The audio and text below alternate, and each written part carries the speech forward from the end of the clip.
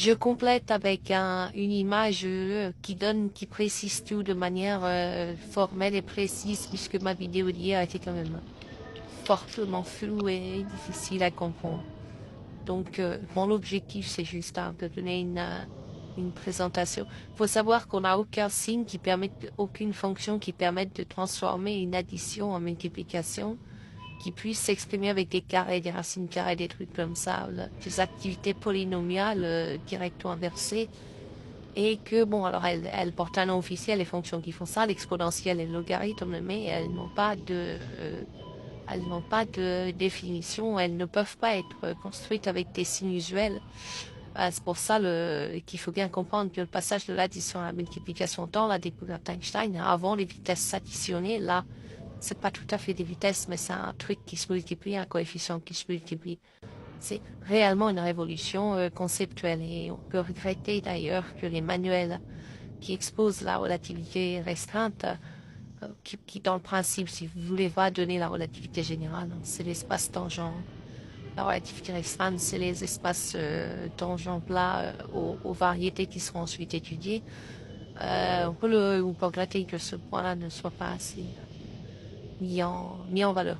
Donc, quand vous êtes dans l'espace vide, vous n'allez pas avoir des bandes kilométriques qui vous indiquent comme sur une autoroute où vous en êtes. Voilà, vous êtes dans une cabine. Alors, on va dire que vous êtes infiniment petit comme un point mobile. Vous êtes dans une cabine avec une horloge. Voilà.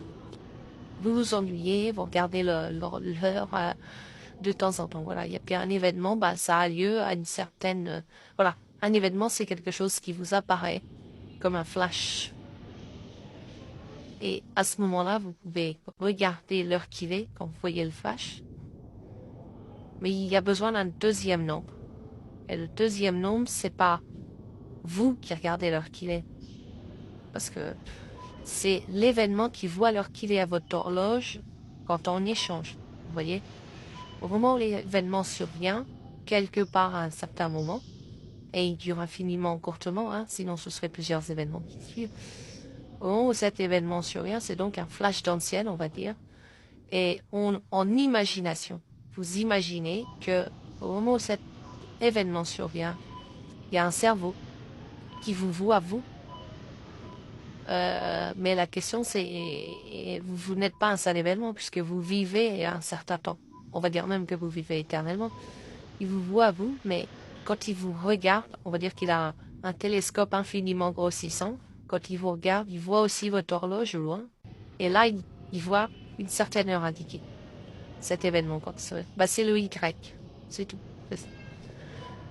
Je précise pas ce qui fait qu'il le voit ou ce qui fait que vous voyez l'événement comme un flash lumineux. Peu importe. Parce que derrière, on peut faire des maths et elles sont robustes, cela. On l'obtient en faisant des déductions. C'est ça qui est important. On rajoute rien. Et je vous ai écrit la découverte d'Einstein. Quand vous avez une deuxième personne qui se promène sur cette ligne droite, hein, on est en dimension 1, il n'y a qu'une dimension d'espace et repéré par intuitivement un nombre et une dimension de temps.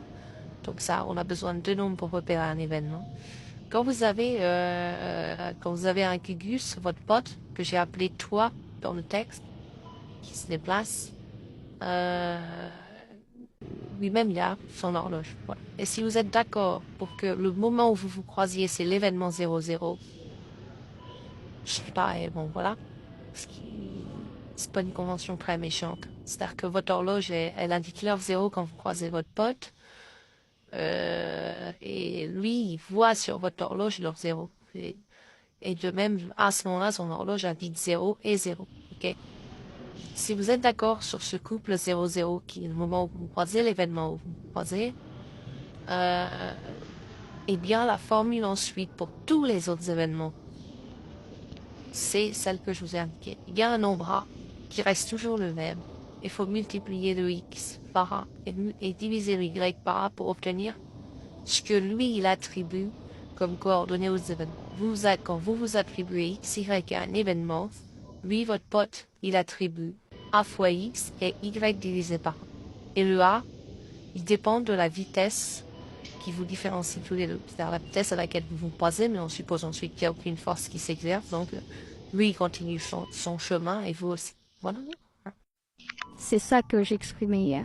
Il faut savoir que cette multiplication est une véritable révolution. Après, évidemment, vous pouvez construire des repères et imaginer une manière plus familière qui ressemblerait plus à l'ancienne façon de repérer des événements, donc date et heure, instant et position sur une règle graduée. Le problème, c'est que dans l'espace vide, vous n'avez pas de règle graduée et justement la relativité a découvert que ça n'a pas vraiment de sens, même si on peut récupérer et faire un tableau, un formulaire artificiel qui donne les formules officielles d'Einstein, qui sont plus compliquées que celles que je viens de vous fournir, et puis qui surtout résultent d'une volonté politique, pas de quelque chose de naturel.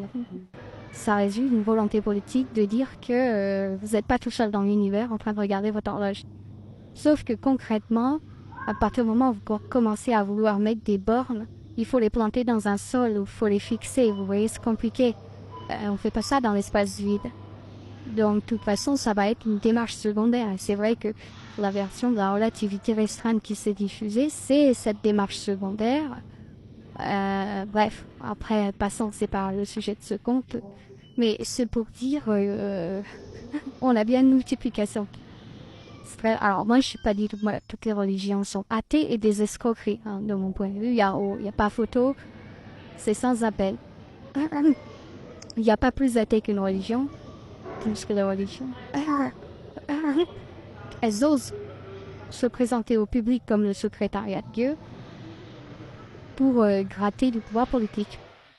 Donc, voilà. Mais quand les gens vous parlent de Trinité et qui cherchent des arguments, je dirais que pour rigoler, on peut considérer que vous avez un cube en 3 dimensions et que chacun des angles de vue de ce cube peut être considéré comme une émanation. Vous voyez, Jésus, le Saint-Esprit, ce qu'ils appellent Dieu le Père, ce serait une des dimensions sous laquelle regarder ce cube.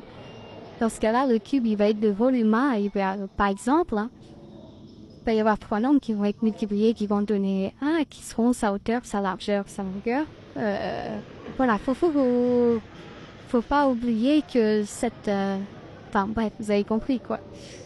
Faut pas oublier que quand on choisit une addition et une multiplication, comme on peut le constater, ça a plus de conséquences qu'on pouvait croire et ça peut être vraiment remis en cause de manière qui soit pas inaccessible à la mathématique humaine, au raisonnement humain, puisque, en l'occurrence, quand vous utilisez le GPS de votre voiture, la formule que je vous donne là, c'est celle qui est utilisée en pratique. C'est pas les formules d'Einstein, c'est celle-ci.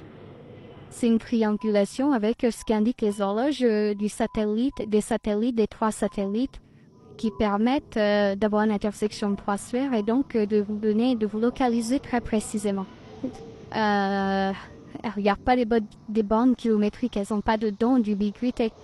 Ce satellite, il regarde le signal et la date à laquelle il reçoit le signal, et c'est par croisement de ces 3 nombres qui vous localise à la surface de la planète et qui vous guide en GPS ensuite.